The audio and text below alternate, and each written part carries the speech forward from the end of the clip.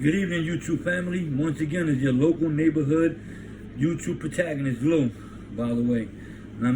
Before we start, could you please like and subscribe to my channel? I know this channel is new and only has one story worth of content so far, but believe me, it's going to get greater later. I'm here to bring you my life experiences, man, my trials and tribulations, and everything that I've experienced in prison, in jails, institutions, youth houses. I've been through it all, man. I spent over 25 years of my life incarcerated. Not at one time, but in and out of jails, man. So believe me, I've seen some stuff, I've done some stuff. I'm not saying I'm a saint, I'm far from it, Like I had a harsh upbringing, I made a lot of mistakes, I made a lot of errors, but I can blame no one but myself.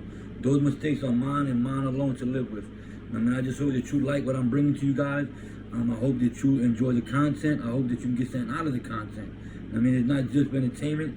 I hope that those that are paying attention could use some of this to avoid going through what I went through. And if you do end up getting locked up, I hope that some of these stories will help you navigate the course of institutions so you don't get no bullshit. Excuse my language, I'm just praying right now, man, that you guys bless me like I'm gonna bless you. As the channel gets better, I'm gonna wind up donating to every time I reach 100 subscribers, I'm gonna donate $100 to a lucky subscriber. I'm gonna go live after my first 100. I'm gonna go live. I'm gonna pick somebody out that subscribe, that like the video and they comment it. I'm gonna pick somebody and I'm gonna sell them, Cash App or PayPal, whatever. But I'm gonna definitely donate, and I'm gonna do that every time I reach 100 more subscribers. So from 1 to 2 to 3 to 4 to 5, so on and so forth. Every time I reach that 100 milestone, I'm gonna donate some money to somebody. So just stay tuned, man, and enjoy the video. The last video I made, I spoke about the first time I ended up in the Juvenile Justice Commission, the Essex County Department of Corrections, basically. It's the youth house. It was called the Essex County Juvenile Detention Center. And back then, man, like I was explaining, it was nothing like it is today. Today is state of the art. It's like a regular mini county jail. Back then it was just a building with a whole bunch of rooms. Like each room was lacking proper etiquette and hygiene. They didn't have any sinks, any toilet bowls, any urinals. It was just in a room with a basically a bunk bed. If you were on the second floor, on the third floor, it was just a single rack bed. Windows had plywood over them, and you can't see outside. Most of the windows are busted. You had a metal door. The door, I would say 5 to 8 inches from the top of the door. You had a small window, 12 inches by 12 inches. And that's basically where you lived at, depending on where you were at. The first time I went there, I explained to you guys what I went through. Me not being smart enough and not following my gut feeling, I wound up going back numerous times after that. The second time I went back was basically over peer pressure. I was in my room one night about 12:31 in the morning, and I could just hear screeching tires, bro, screaming. I thought somebody's burning rubber and doing donuts. My block, second half of my block was known for stolen cars. So one of the fellas is doing donuts, I want to go see. So I put on a pair of navy blue sweats, some navy blue and white Air Force Ones, a tank top, and a sheepskin jacket or coat. And I left out the window. I used to live on the first floor of a building in my neighborhood, 311 Mount Prospect Avenue. I lived on the first floor. And what I did was I made a dummy out of some old laundry bags and some clothes and made it like I was still asleep. I threw the blanket over the dummy that I made, and I escaped out my room window. I closed it back down, and I went to the corner. As I was out there, I tried to stay away from literally from the curb, because anytime you never know when somebody doing donuts, the car can jump the curb and hit somebody. So I moved more toward the middle of the passageway. And while I was there, it was individuals I used to work for, and I grew up idolizing as a young man. He was the one that had all the money out there, was real well known, well respected, was a great guy, more like family than your neighborhood thug. Speaking of him, he wanted to do 25 years straight. But anyway, he was shooting me up, he was gassing me. And yo, get in the car with him, get in the car with him. I'm like, who driving, man? Just get in the car. So they flagged him down. When the car stopped, there was a red and black, probably say 93, 94 Mustang GT. When I looked inside, there was a white boy from across the street from 312 Mount Prospect, Paul. I know he looked like an alien. Skinny, slim, probably like 16 years old. So I jump in with him, and I should have never listened, but I jump in, and he started doing the donuts. So I started hanging out the window screaming. I'm enjoying it like a big dumb kid that I was. And out of nowhere, about 3 minutes into doing this stunt, all you can see is through the clouds of smoke, blue and red flashing lights. We didn't know which way they were coming from, so as we're doing the donut, Paul comes out of the donut and Fitzgerald's out going eastbound on Mount Prospect.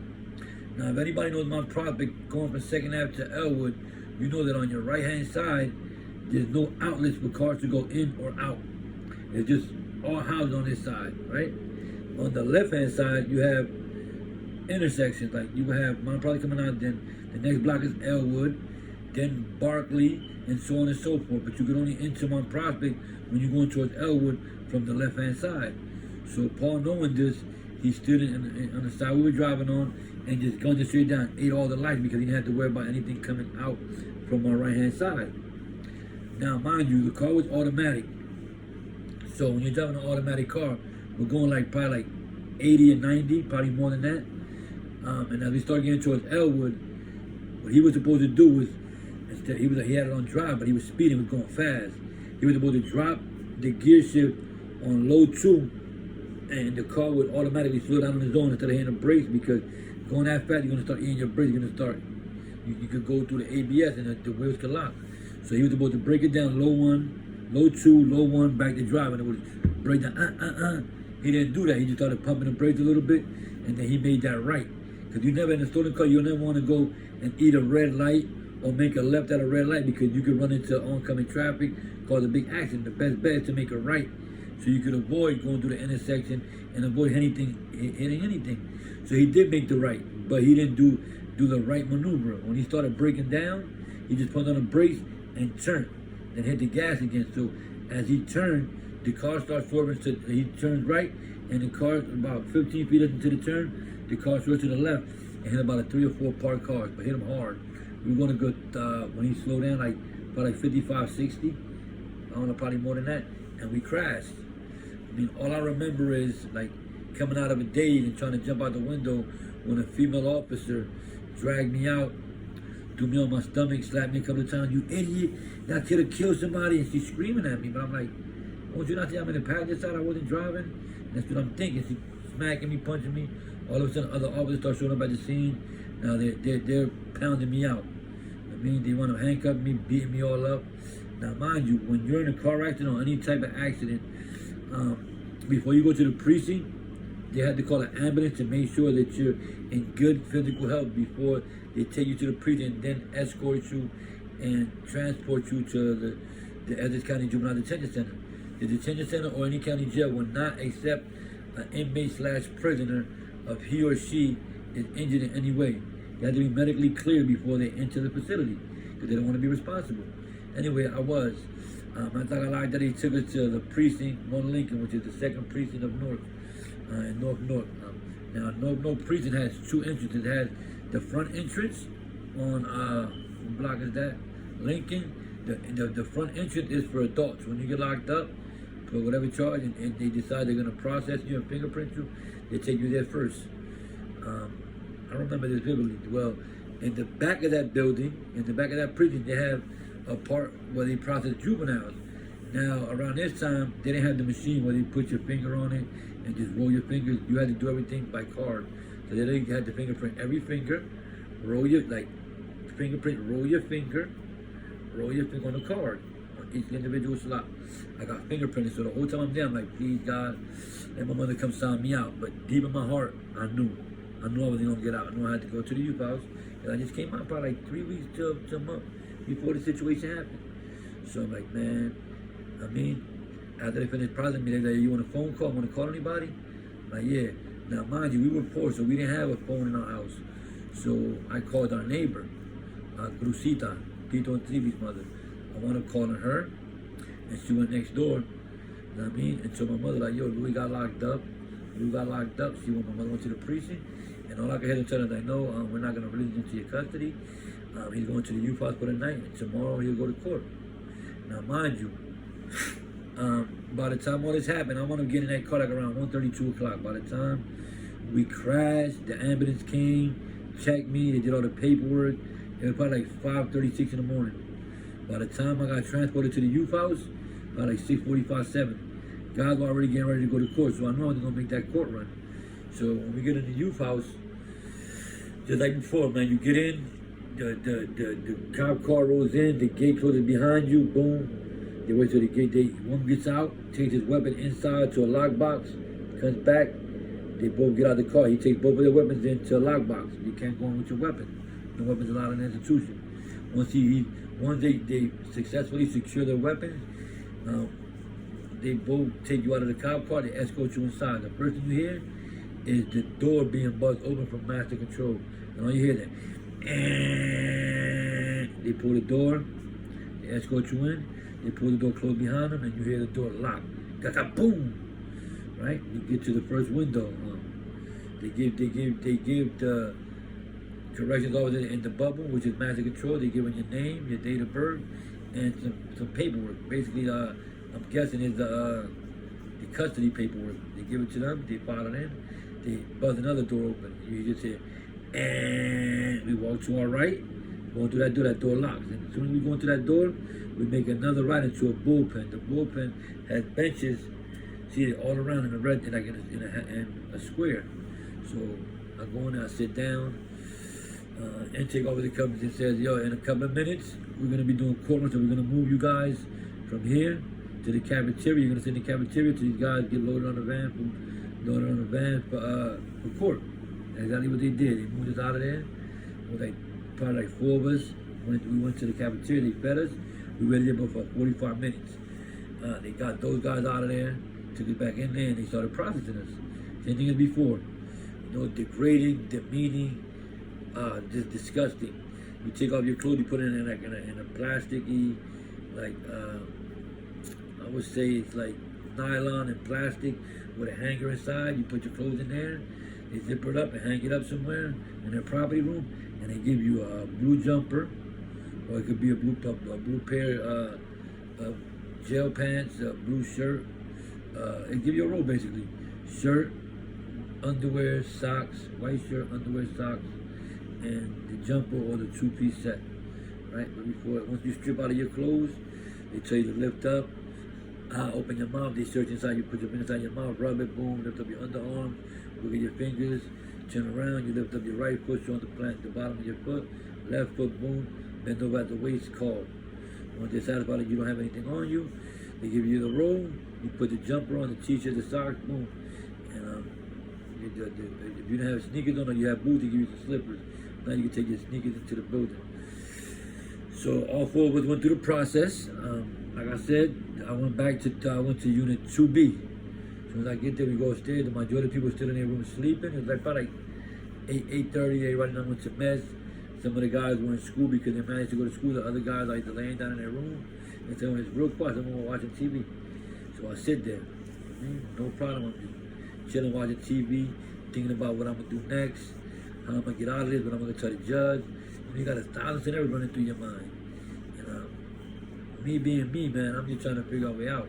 Because believe it or not, back then I was real stubborn and ignorant. I just wanted to fit in. I wanted to do what everybody else was doing. And then peer pressure went a long way with me, man. I would get suckered and tricked into doing dumb stuff. So anyway, I'm in the youth house. I'm chilling in the day room. Around 11:45, we lock in. Now, for whatever reason, the officer on my tier bumped me up with another Spanish guy. Now, mind you, my cell was all the way at the end of the hall to your right. My window, I got lucky because I had a window that you could look out of. It had a plywood covering the whole window, but somebody had chiseled a hole, probably about 7 inches by 9 inches, and you could see Sussex Avenue there. You could also screen through. People would come into the youth house at nighttime, screen through the window, you're talking back to them. So, you know what I mean? I didn't mind being in that cell. Plus, on the second floor, 2A, 2B, the rooms were double bunk. And by coincidence, I had a bunkie by the name of Eric, who is now a pastor, by the way. His brother is known for being a car thief, Jamie. Good guy. But his brother was my bunkie. And we got along okay. I forgot what he was there for. Anyway, after camp, we came out around, I would say 12:30, 12:45. Sat in the day room till like 1 and then called mess. We went down to eat. We eating regular jail meal. You know what I mean? We ate. Like, everybody go to the mess hall 1 unit at a time. As we going, I can just hear people like, I don't know who the white boy, because a lot of them didn't get to see me. Everybody was locked in and sleeping.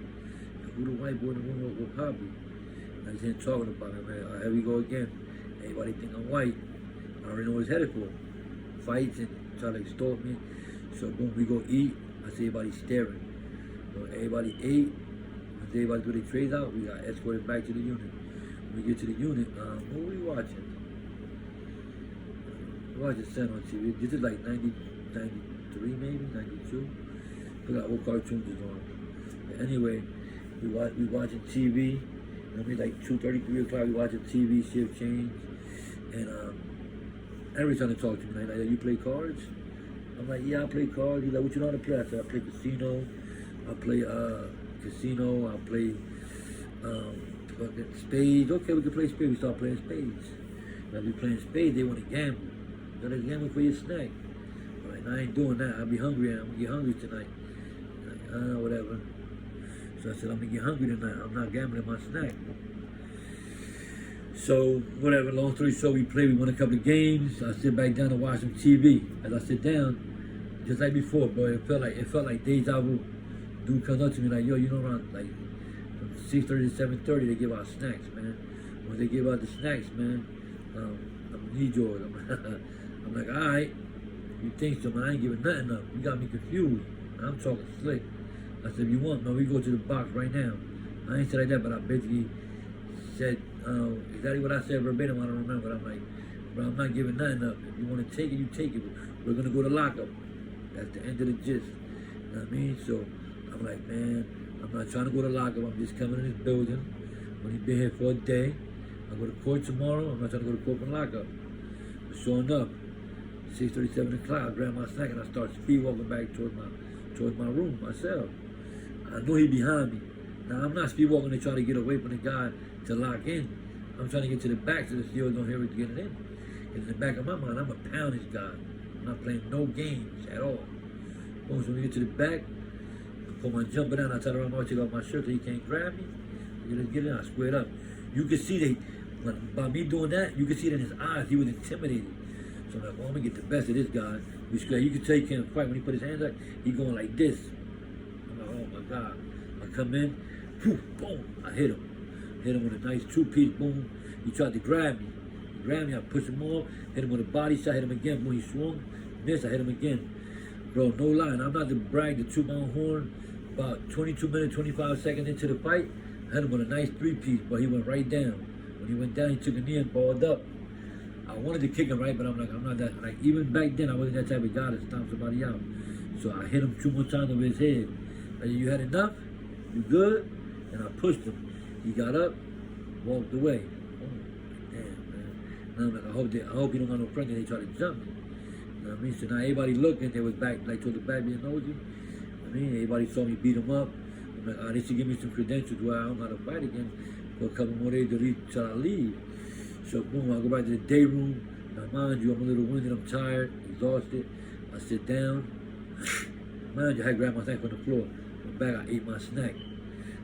It wasn't an Oreo maker too, it was a pack of cookies, like 4 cookies in a pack. It was a pack of Oreos though. Boy, it was like a small little pack like this with brings 2 on each side. And a 12-ounce carton of milk. Pink one, 2%. Anyway, I eat the cookies, I drink that. And I'm sitting there, man, I'm just depressed, man, stressing. And man, what's gonna happen? So I'm there, watching, I'm zoned out. Next thing you know, they call count. Count up! 8:45, we lock in. Now we lock in for the rest of the night, trying to hurry to get to sleep.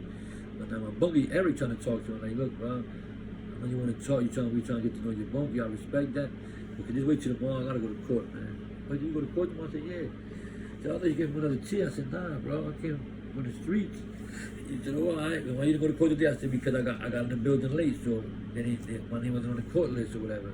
We talked for a couple minutes. I went to sleep. The next day, they called me for court. When I get downstairs, they bring your bag out again.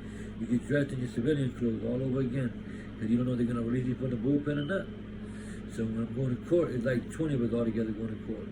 They put you on a chain gang. The first thing you do is they give you the bag. You put your jail bag. You put your jail clothes inside that bag. You put your street clothes back on. Then you sit back. They call your name. When they call your name, they cuff you from the front, and then they got it's like a chain with a whole bunch of two cuffs next to each other like that. So it's 2, 4, 6, 8, like 8 or 10 people cuffed together. And then we gotta get in the van. You know, they don't have the bus. You gotta know how to get in the van and wiggle your way in. So we went to the courthouse, man. And I'll never forget, I had Judge Pooty Love. When I go in front of Pooty Love, I'm praying, man, that I get released. And, bro, as soon as I get in there, the prosecutor started running down my record. Now, mind you, this is the second time in the youth house, but not the second time I've been locked up. Been locked up like 8 or 9 times already within the period of a year. So the judge saw that, and he like, well, I'm not going to release this guy, man. You know, I'm not doing it.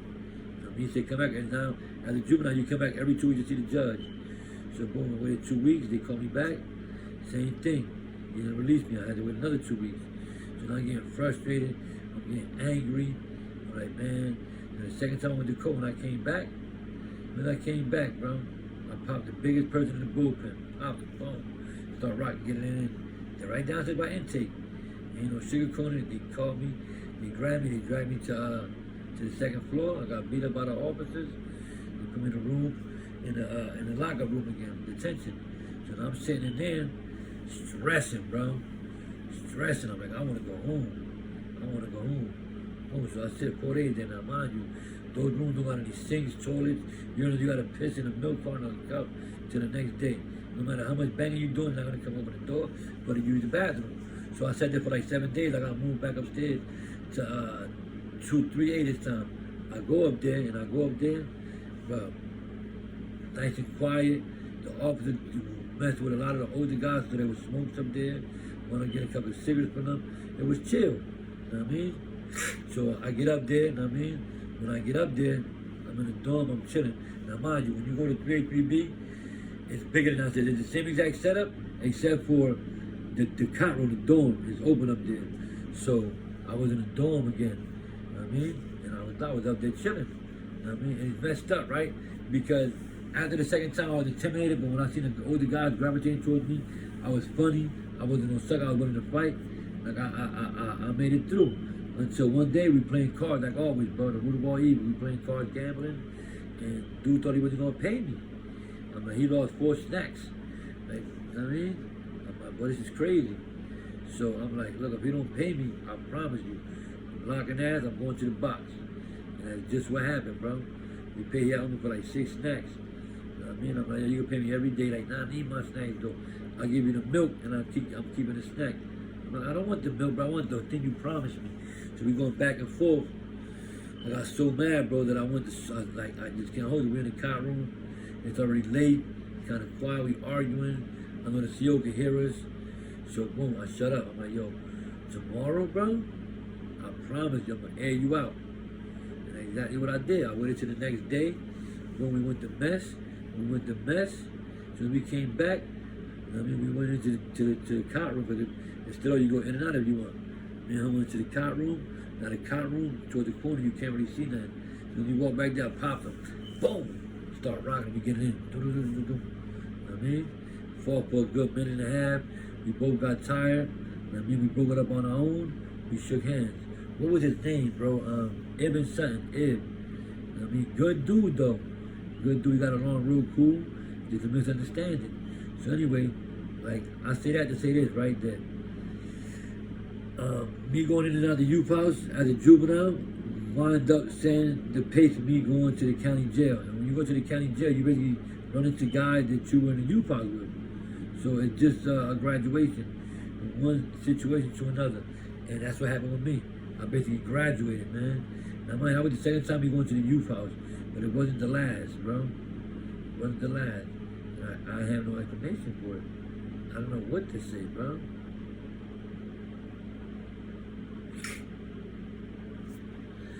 Yeah, bro, but I'm sorry, I'm just a little tired. It's 12:30 at night, about to be 1 in the morning. Yeah, so, I mean, that experience right there just basically taught me, man, that no matter where you go, bro, especially back then in the early 90s, man, you had to fight for respect.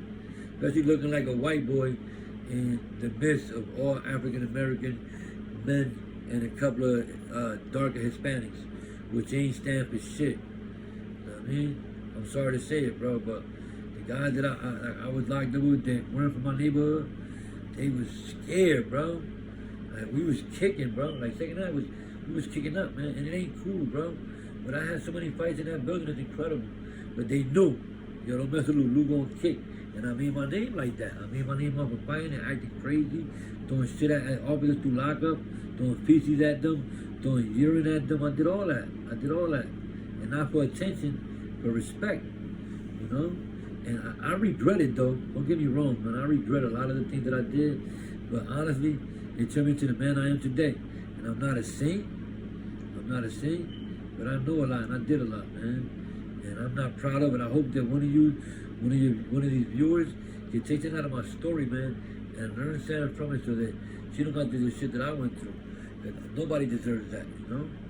Like I said, from my upbringing to the incarcerations, and I did the second time I went to the youth house. I mean, it was a revolving door. You know what I mean? So, like right now, I'm about to cut it short because I've been on here for 1.5 hours. I just hope that you guys enjoy my content. You know what I mean? Like I said, subscribe, like, and share. You know what I mean? When I reach the first 100 people on this page, the first 100 subscribers, somebody's gonna win $100. Hopefully it's you, because you deserve that $100.